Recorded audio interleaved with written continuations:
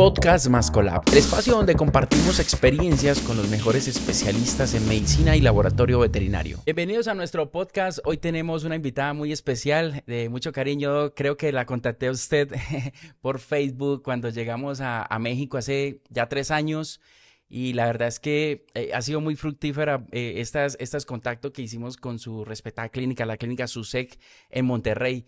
Doc, mi audiencia es de médicos clínicos que les gusta el diagnóstico definitivo porque, bueno, para empezar a hacer molecular, el que se avienta para allá es porque la verdad quiere respuestas verdaderas.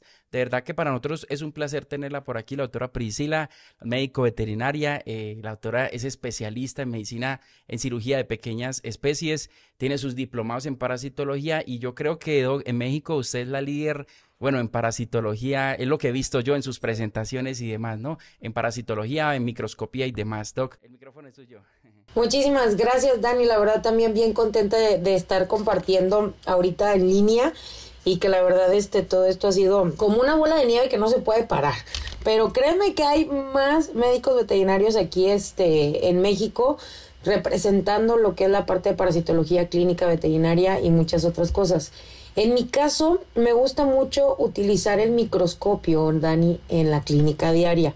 Y obviamente como médico veterinario y también como clínico, para mí el microscopio es una herramienta fundamental. En cada una de mis consultas, en cada uno de los casos clínicos que nosotros llevamos a cabo, hay muchas pruebas, pero como bien hemos hecho una mancuerna muy bonita, tanto tú en la parte de laboratorio como nosotros también en pruebas, que hoy aprendo que son pruebas de tamizaje, que hoy aprendo que son pruebas dirigidas sí a un diagnóstico, pero muchos de ellos, en su mayoría, no van a ser diagnósticos definitivos a menos que yo haga cierto tipo de pruebas, en este caso pruebas moleculares. Y la verdad, al menos ahorita con esta plática, así como quien dice, entre amigos, entre también al menos colegas de distintas profesiones, yo quiero preguntarte ciertas cosas, Dani, porque a mí también como médico me surgen así como que, pues, obviamente inquietudes, ¿no? Entonces, en el caso tuyo, o sea, ¿en qué me puede beneficiar a mí como médico clínico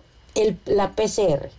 Claro, bueno, yo siempre he estado muy de acuerdo con ustedes en las que se tiene que tener de pronto el equipo básico para salir de urgencias. Por ejemplo, yo estoy haciendo una consulta a las 11 de la noche, mi laboratorio de confianza está cerrado y esto pasa, por ejemplo, en medicina humana. En UCIs muchas veces se tienen lo rápido para hacer rápido un boom, una creatinina, un hemograma súper rápido, pero yo ya sé que al siguiente día tengo que mandar a confirmar un extendido de sangre periférica.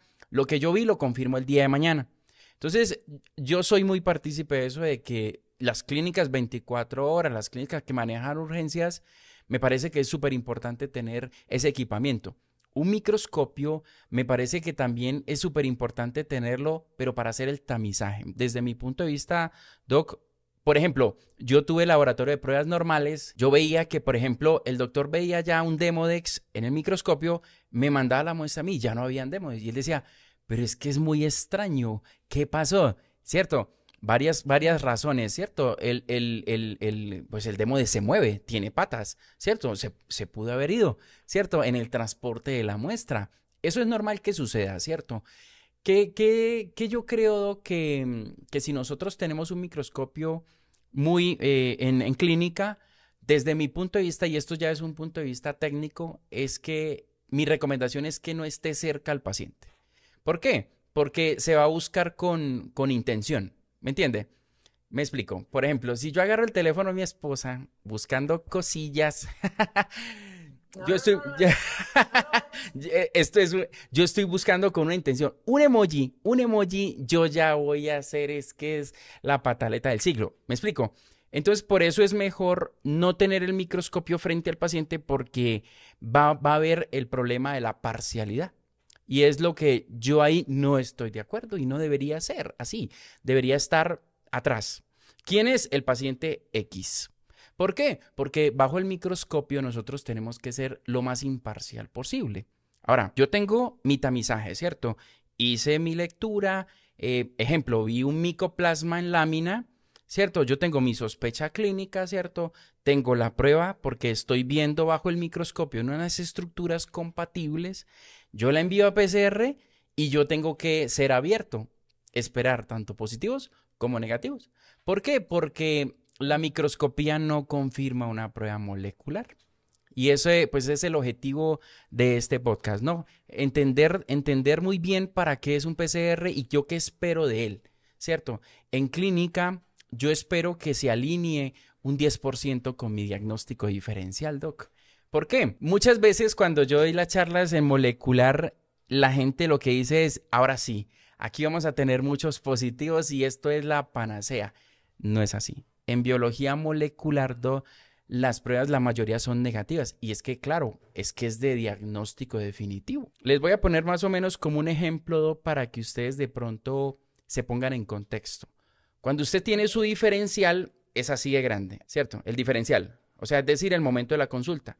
Yo paso a paraclínicos básicos, hemograma, coprológicos, químicas, y va así el diferencial, ¿cierto? Yo paso a test rápidos y va así. Y luego yo paso a molecular y agudizo así. Ese es el paso a paso para llegar a usted un diagnóstico definitivo. ¿Se requiere confirmar? Claro, sí se requiere. Lo que pasa es que no en todos los casos se requiere.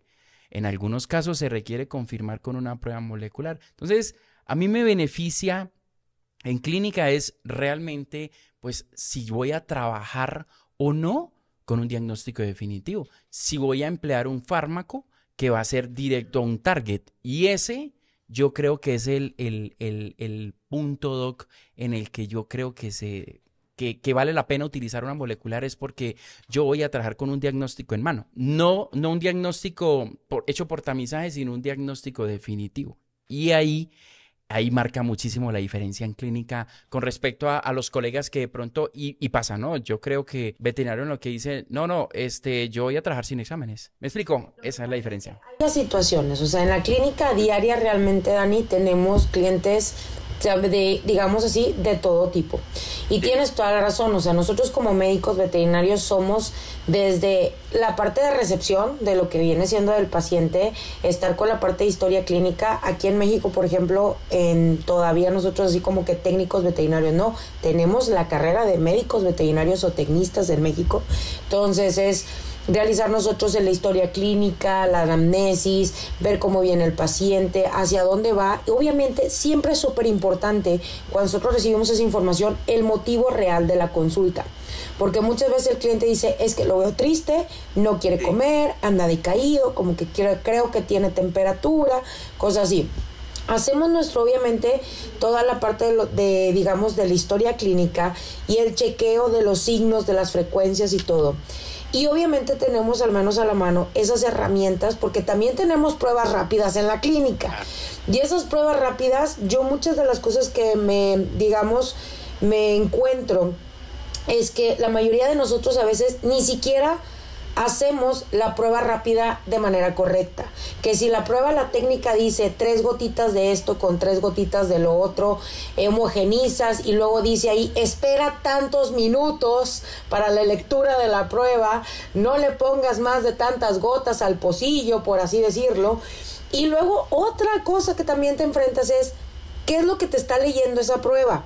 Porque esas pruebas, yo algo de que lo que les digo de las pruebas, a los doctores es, a ver, yo en mi clínica tengo 2 tipos de pruebas o conozco 2 tipos de pruebas. Las directas, en las cuales yo voy en busca del bicho, voy a evidenciar el agente causal, así de sencillo, o sea, tengo en determinado momento al paciente, estoy viendo la enfermedad toda en su manifestación o la parte a lo mejor aguda de lo que viene siendo la enfermedad y voy en busca del bicho de la prueba directa. Y tenemos también otro parámetro que son las pruebas indirectas, que vas en busca del anticuerpo, pero el anticuerpo lo sabemos como médicos que fue lo que te dejó, por así decir, el paso de la enfermedad. Incluso la evidenciación del anticuerpo no quiere decir que el animalito o mi paciente en este caso tenga la enfermedad, pero así enfrente de ti. Sabemos eso sigue siendo un mito, eso sigue siendo claro un que mito. Sí, porque muchas veces decimos, es que entonces ¿cómo? ¿Se quita o no se quita la enfermedad? Dentro de las PCRs, Dani, ¿qué es lo que realmente me revela a mí la PCR? Yo puedo hacer mi historia clínica, yo puedo hacer obviamente mi diagnóstico presuntivo como debe de ser, tengo que poner ahí, por ejemplo, mis diagnósticos diferenciales como nosotros debemos de ponerlos como buenos clínicos, hacer nuestras pruebas de tamizaje y muy seguramente mis pruebas en la parte de microscopía y todo eso me van a dar un camino hacia dónde ir en lo que es cierto. Corroboro mi diagnóstico definitivo con la parte molecular, con la parte de lo que viene siendo el PCR, pero va a depender mucho qué tipo de enfermedad o qué tipo en determinado momento de patógeno quisiera evidenciar con PCR y qué es lo que me evidencia el PCR. PCR me evidencia lo que es el bicho, me evidencia lo que es el anticuerpo, me evidencia una proteína. ¿Qué es lo que en determinado momento me evidencia el PCR? Porque eso nos quedan unas dudas gigantes. Sí. Todavía incluso nos llegan preguntas de ¿qué mide eso? ¿Antígeno o anticuerpo? O sea, no me dan la opción de ADN ni siquiera. Nosotros estamos acostumbrados a tener acá. En biología molecular se busca es el ADN del bicho, pero el ADN es el que codifica para la proteína. Incluso el ADN también codifica para el anticuerpo. El anticuerpo también es una proteína, ¿me entiende? Claro. Pero funcionalmente y estructuralmente son diferentes. Pero el ADN es el que codifica para esas dos. Es decir, si yo estoy buscando el ADN del patógeno, yo tengo que ir al sitio de la infección. Y ese es otro de los grandes retos que nos hemos encontrado nosotros en biología molecular 2, porque aquí está la sangre, hágame distemper. Y nosotros, no, es que le faltan más muestras, espérese, no la podemos hacer ahí porque ahí puede que sea negativo. Le voy a dar un ejemplo, doy a la audiencia. Si yo tengo COVID-19 y yo me hago mi PCR en sangre, soy negativo. Pero si me la hago acá, en hisopado, nasofaringeo u orofaringeo, yo soy positivo. ¿La prueba tiene la culpa? No. ¿Por qué? Porque el virus se está replicando es acá, no en sangre en este momento. Entonces, aquí es crítico la toma de muestra en biología molecular. Incluso yo tengo ahí una frase que ojalá quede escrita en algún momento, y es que la PCR es la mejor prueba siempre y cuando yo le ponga la muestra correcta. Pero la PCR es la peor prueba si yo le pongo la muestra incorrecta.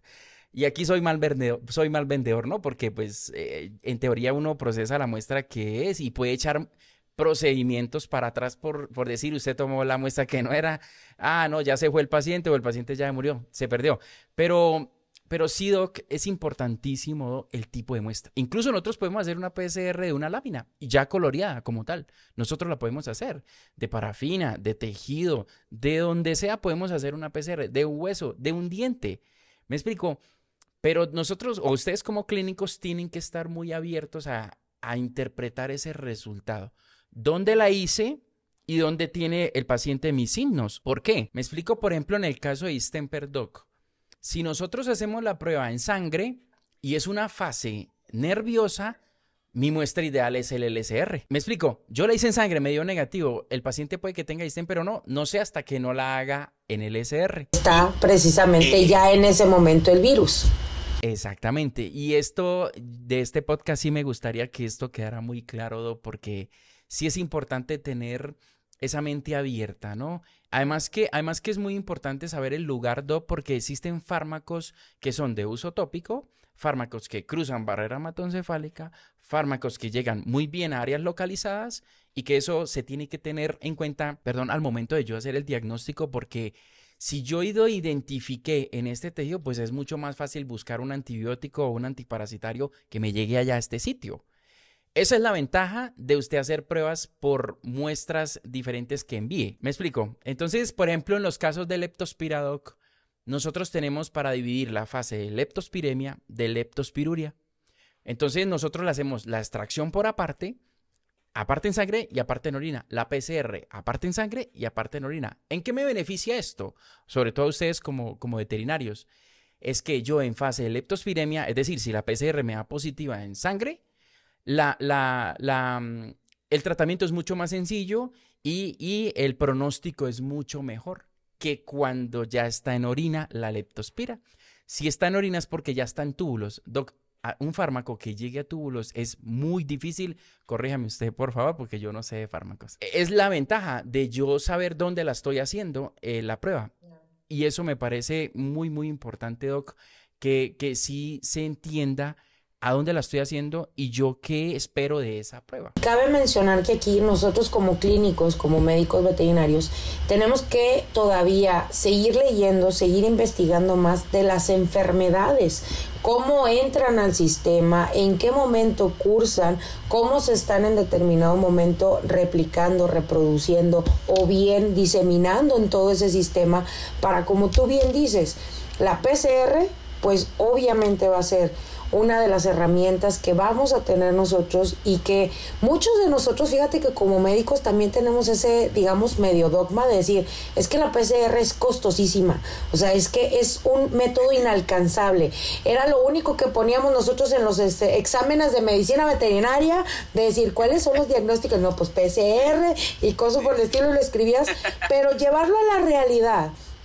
Desgraciadamente yo siento que ha habido más dogmas o más desinformación para nosotros como médicos veterinarios el poder realizar este tipo de pruebas, porque hoy les puedo decir que hoy en día ya tenemos hasta PCRs múltiples, o sea, que si estamos viendo al paciente que está cursando por cierto tipo de signología, que está cursando por ciertos tipos en determinado momento de cosas que se están manifestando, estás haciendo tus pruebas de tamizaje, estás haciendo tus chequeos, estás haciendo tus controles, incluso como bien dice Dani, tenemos nuestro laboratorio en clínica para poder hacer el hemograma o lo que viene siendo la biometría, como ustedes le llamen, la parte de la química o el perfil bioquímico completo, pero es de corroborar siempre en un laboratorio. Y otra de las cosas, Dani, que el laboratorio tiene que estar certificado, porque luego por ahí también nacen muchos laboratorios y resulta que los laboratorios no están certificados. ¿Por qué les digo esto? Nosotros en la clínica, como veterinarios, muchas veces nos venden los equipos, pero no nos dicen que tienen que estar calibrados, que tienen que tener cierto mantenimiento, que tienen que tener cierto tipo de certificación, que tiene que estar un técnico haciendo cierto tipo de maniobras con el equipo, y nosotros nada más lo único que sabemos es poner la muestra, darle un clic y que corra.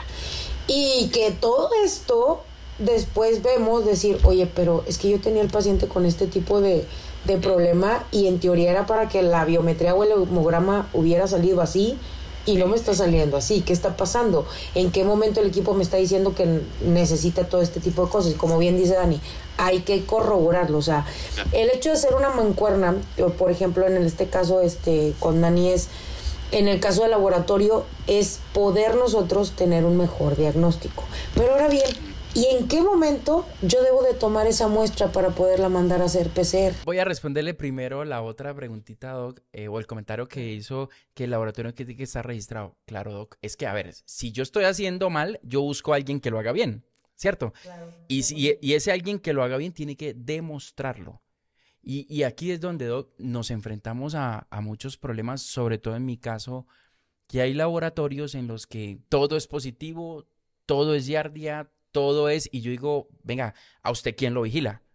Porque, a ver, usted le está prestando un servicio a un veterinario, ¿me explico? ¿Usted cómo le garantiza la trazabilidad de lo que está haciendo? Esto es muy importante de lo que usted está comentando, o sea, el laboratorio tiene que estar registrado ante algo, alguien lo debe vigilar, alguien debe decir, sí, lo que usted está haciendo. Ahora, si no existe una entidad, que en este caso, por lo menos para lo que es pequeñas especies, tanto en México como en Colombia no existe quien vigile a los laboratorios. Es decir, échese la cruz y a lo que él reporte. Y ese es otra de las problemáticas que tenemos en este momento.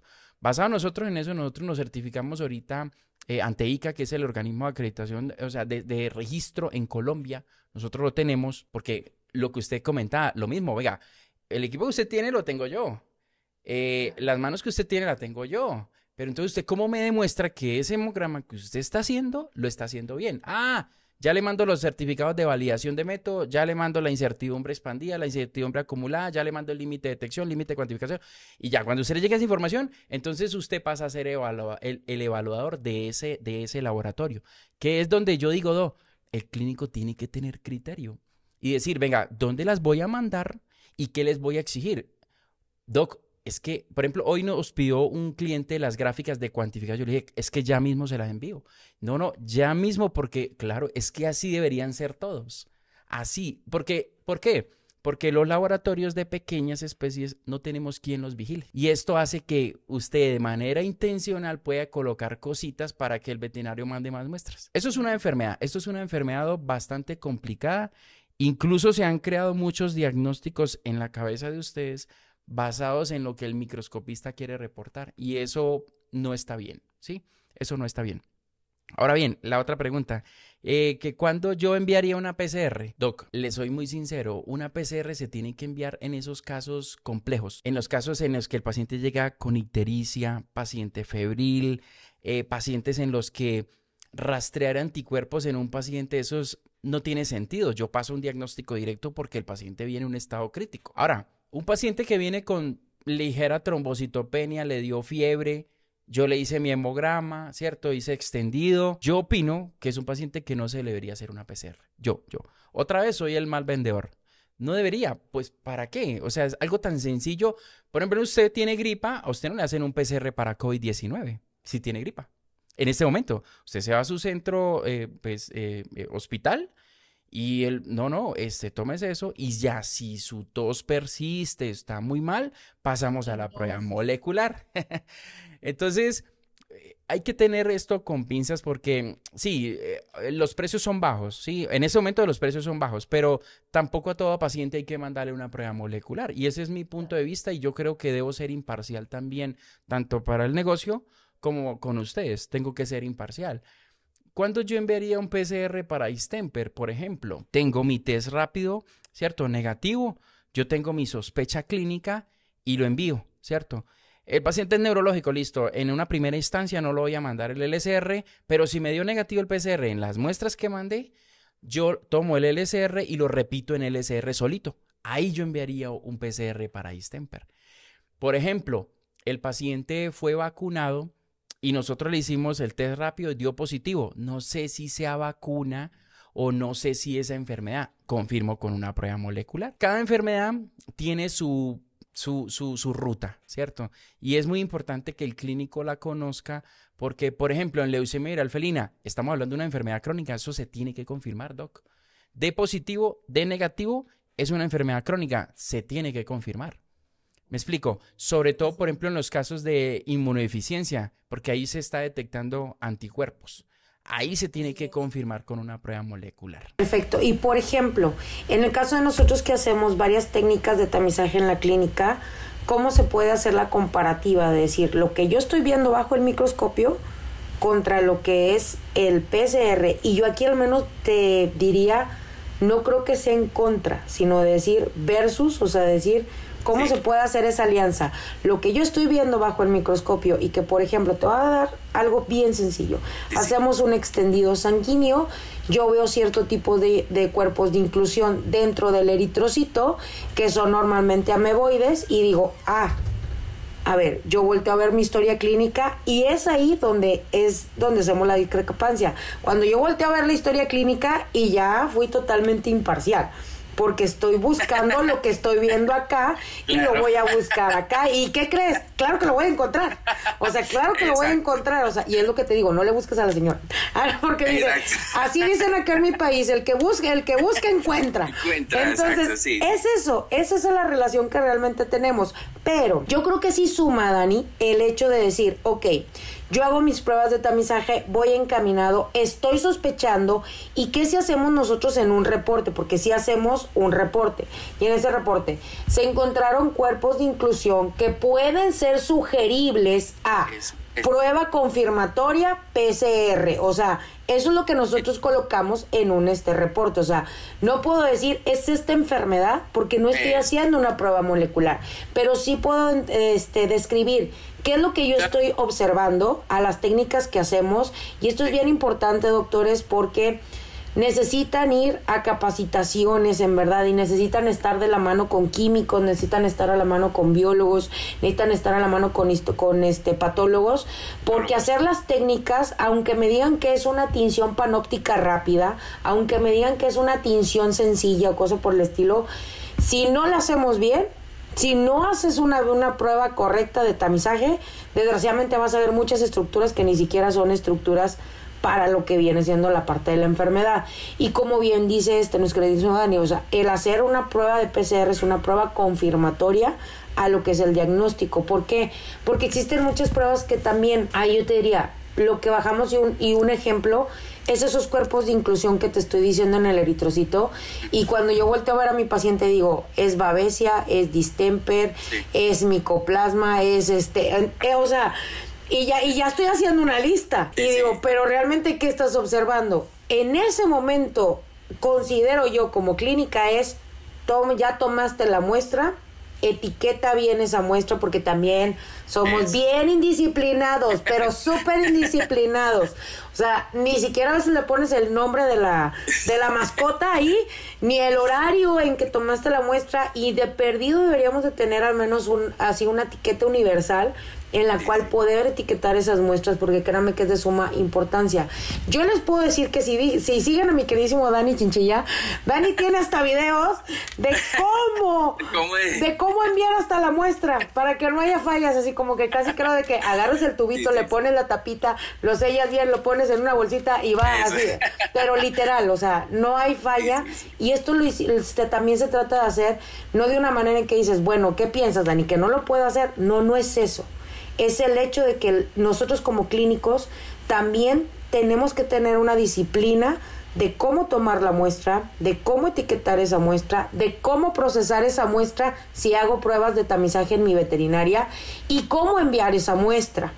Porque también en el proceso de no tomar bien la muestra, de no poner incluso ni siquiera la suficiente cantidad de muestra, de equivocarme con la muestra, desgraciadamente, pues obviamente mis diagnósticos no van a ser lo mejor posible. Y lo que sí me encantaría es decirle así a los doctores es, no se deprima, ni se me agüite, ni se les baje la moral, ni nada por el estilo, el hecho que digas, pero es que yo lo vi, ¿y por qué acá me está saliendo negativo? Yo siento que el tener el vínculo con el laboratorio es algo muy, pero muy llevadito de la mano. Muchas veces no preguntamos, no hacemos ese tipo de vínculos y se pierde muchísima información. Pero realmente, Dani, ¿cómo puedo hacer amigos, si así lo quieres ver, lo que yo veo en mi microscopio, que sabes que amo con locura y pasión, con lo que también mando a hacer las PCR? Yo creo que hay que tener la mente abierta. Yo creo. Es importantísimo no creerle a San Google.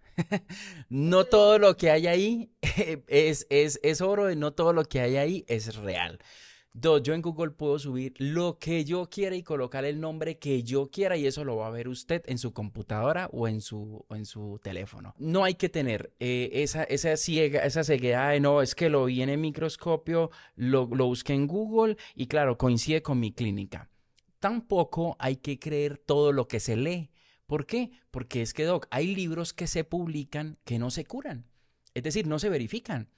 Hay revistas científicas en las que usted manda el texto y usted pagó $2,500 y eso se va como entre un tubo, decimos nosotros acá. Es decir, no hay verificación. Entonces, tampoco hay que creer de todo. Yo sí pienso que hay que tener criterio. Es decir, doctor Dani, qué pena con usted, yo lo vi en el microscopio, no le creo a su PCR, envíeme sus validaciones internas. Y, no las entiendo, veámonos por videollamada porque no las entiendo. Ya entendí, listo. Usted mandó el control positivo, mandó el control negativo, mandó el control interno, usted no estaba contaminado. Es decir, doctor, le creo. Y no le creo a lo que viene el extendido. Y ya, pero el que demuestre, Doc, esto es como la criminalística. El que demuestra es el que gana. Y si un laboratorio sale con cuentos de que no, yo monto controles una vez al año. Venga, no. Si yo decido remitirle a usted sus muestras, primero usted me está cobrando un valor, ¿cierto? Segundo, yo tengo la obligación, ¿cierto?, de exigirle a usted. Porque, por ejemplo, yo voy a McDonald's y yo les digo, yo necesito ver el control de temperaturas de esa nevera, y McDonald's de inmediato, venga, aquí están, mire, los del día lunes, martes, miércoles, jueves, lo revisó su lanita, listo, me voy a comer mi pollo tranquilo. Claro, no es en todos los casos, ¿no? Pero ese criterio usted lo debe tener porque usted está pagando un valor por una prueba. Y aquí es donde usted deposita la confianza en el que le demuestra a usted en que hizo las cosas bien. Ahí es donde yo depositaría mi confianza. Yo soy así. ahorita estaba firmando un contrato y yo me lo leí, eran 25 hojas, Doc. 25 hojas. Me lo leí desde la primera hasta la última y hacía mis preguntas, todas, todas. Y la que no me bateaba, yo de una vez, no, venga, venga, ¿cómo así? ¿Cómo así? Estas cosas no son así. ¿Por qué, Doc? Porque yo voy a pagar por eso que estoy firmando. ¿Me explico? Entonces, ustedes también tienen el derecho de decirle, Doc, yo necesito la imagen de esta giardia que yo se la remití a usted, porque voy a presentársela a mi profesor de parasitología. Y si no se la ha mandado, ahí hay gato encerrado. Entonces, es que parece ser que sí estaba, pero como que se escapó. Se fue, se fue. Y yo sí creo que como no hay vigilancia en este medio en el que nos movemos nosotros los laboratorios, yo creo que ustedes como veterinarios tienen la potestad de decir, demuéstreme que eso que usted está haciendo, cómo lo hizo, porque si no, entonces yo no le vuelvo a remitir, las hago yo acá, porque si no, entonces no tiene sentido, no tiene sentido porque es la misma mano que está colocando el dedo en el botón encender. Entonces, y ahí es donde entra la labor de nosotros, los químicos farmacéuticos, los bacteriólogos, los microbiólogos, los biólogos, y es demostrar que eso que nosotros hicimos tiene un soporte de números estadísticos para que cuando yo se los presente a usted como mi veterinario, porque usted está depositando mi confianza en mí, pero la confianza no se pide, se demuestra. O sea, ya a través de las acciones y las demostraciones es cuando nosotros realmente depositamos la confianza. Es correcto. Entonces, cuando yo envío eso para allá, lo primero que yo debo decirle a mi laboratorio en caso de que haya una discrepancia, es decir, yo vi micoplasma en el microscopio y el PCR es negativo, Dani, mándeme la validación del método, mándeme la validación interna. Dani, no entiendo esto, reunámonos y yo se las demuestro, créale al PCR, no al extendido. ¿Por qué? Porque es que en el extendido se pueden ver muchas cosas que son compatibles, como usted lo comentó. Como el ecografista también, o sea, y con todo respeto con los ecografistas, porque yo también hago ecografía, o sea, les digo, me encantaría a veces decir, ok, si estudiamos una especialidad, pero yo decirte, yo me dedico 100% nada más a parasitología. No es cierto. Yo ahorita vamos a terminar aquí y voy a la clínica y voy a recibir a una paciente que viene a una consulta general, viene un chequeo general. Y en ese chequeo general no me puedo hacer una visión de túnel para solamente parasitología. Yo lo que veo, la verdad, porque también al menos pues experimenté, gracias a Dios, dentro de estar en universidad, la parte de hacer los PCRs. En mi tiempo no tenía PCR de tiempo real. Entonces imagínate todo lo que hacía, ¿verdad? Entonces, sí, es la verdad. Pero hoy yo creo la tecnología está súper avanzada, doctores. Hacer PCR no es inalcanzable. O sea, retírense eso de la cabeza, no es inalcanzable. Hacer un vínculo con tu laboratorio de confianza no es inalcanzable. Es algo así como ahorita estamos el doctor Dani y una servidora platicar. Dani, no entiendo por qué demonios me salió negativo si yo estoy viendo que el paciente, o sea, tiene todo. Es más, mira Dani, mira el libro, mira, aquí dice todos los signos habidos y por haber. Hice mis pruebas y todo aquí y voy por ese diagnóstico. Y me va a explicar el por qué en determinado momento, porque es algo como te dice Dani. ¿Qué es lo que busca el PCR? Busca el ADN. ¿Y el ADN de qué? Eso es lo que tienes que preguntar, o sea, sobre qué vas para poder nosotros evidenciar. Entonces, no se pongan al menos así de decir, no lo voy a hacer. No, claro que sí, háganlos. Y hoy tenemos la ventaja de que podemos mandar pruebas de laboratorio a lo que son este tipo, de vínculo que tenemos y que aparte son múltiples, o sea, no solamente lo mando sobre una sola enfermedad, lo puedo mandar sobre varias enfermedades esa misma muestra y que la verdad me puede esclarecer muchísimas cosas, porque hoy en día nosotros como clínicos sabemos que, por ejemplo, pues fiebre, a lo mejor como dice ahorita Dani, ictérico, lo que viene siendo a lo mejor espérame, no nada más es de una sola enfermedad, tienes un número bastante alto. No, nosotros en México tenemos 121 PCR disponibles. 121. Y le digo la verdad, se nos mueven 9. 9. Nosotros tenemos ruta de recolección en todo México. Todo México tenemos ruta de recolección y se nos mueven 9 tipos de PCR solamente. Yo pienso que es por el estado en el que se encuentra el conocimiento, el clínico hasta el momento, porque ustedes tienen esta información y datos en su cabeza de la información que el laboratorio le ha proporcionado hasta el momento. Cuando llega biología molecular a un país, Doc, los paradigmas ya cambian. Ya los números estadísticos, los que venían reportándolo a usted, cambian. Y a nosotros incluso nos llaman los aguafiesta. Porque nosotros somos los que decimos, no, eso no era. Ay, no. Yo soy el malo de la película, se lo digo.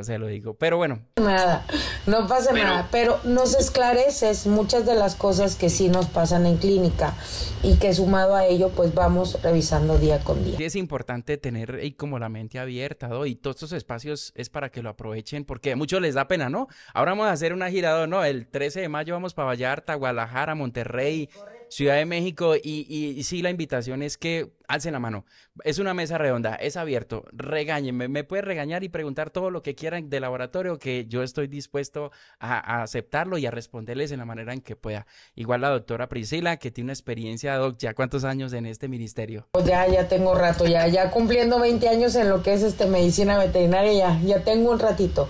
Doctores, es en serio, vamos a estar tanto el doctor Daniel Chinchilla y una servidora en lo que es Puebla, Guadalajara, Ciudad de México, Monterrey, Puerto Vallarta, y por ahí se me escapa otra, Tijuana, así es, en Tijuana. Entonces, búsquenos en redes sociales, en Mascot Lab, por favor, búsquenos en redes sociales acá con nosotros, en doctora Priscila Carrillo, para que puedan ver en dónde van a estar las sedes y todo. Por ahí también va a haber unos laboratorios que por ahí van a apoyarnos de manera directa. Entonces, vayan, va a estar muy bueno. Vamos a estar ahí los dos, vamos a estar en una mesa ronda. Va a ser una plática prácticamente entre amigos, entre colegas, porque surgen demasiadas dudas. Todas esas dudas que tú traes con la parte de PCR, ¿cómo puedo corroborar mi diagnóstico así al 100%? Porque una vez que ese PCR, ¿qué crees?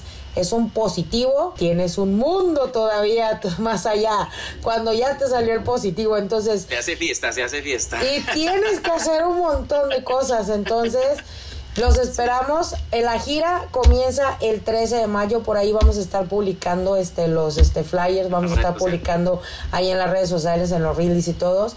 No se lo pueden perder.